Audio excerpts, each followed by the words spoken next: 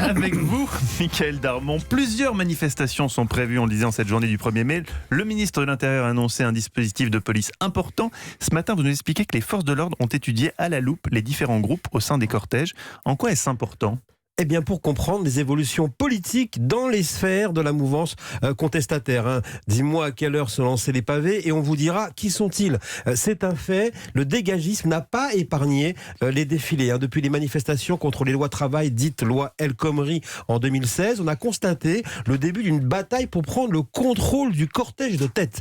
En clair, pour se faire entendre, dès le début, des éléments ultras se sont imposés avec des épisodes violents dès le début de la manifestation, prenant ainsi de court les responsables plus classiques derrière leur banderole avec les mégaphones et les slogans. Pour ces activistes de la manifestation violente et donc médiatisée, c'est un message qu'ils ont voulu envoyer au syndicalisme à la papa, comme ils les appellent, avec merguez et sandwich à la fin du cortège, juste après les camions sonores et les slogans tous ensemble. Les Black Blocs associés à une base syndicale combative ont changé la nature des manifestations et ont pu surprendre les forces de l'ordre. Et c'est ce qui s'est passé l'année dernière lors du 1er mai. Et c'est ce que confirme une note confidentielle destinée aux hautes sphères de la police que vous avez pu consulter, Michael. En fait, les prémices des rassemblements des Gilets jaunes ont commencé le 1er mai dernier. Oui, une analyse prospective qui a circulé au sommet de l'État, analysait dès l'année dernière les évolutions nouvelles, alors que les cortèges s'apprêtaient à défiler dans tout le pays. Cette note confidentielle identifie un alliage entre militants syndicaux, anonymes en colère et éléments radicaux type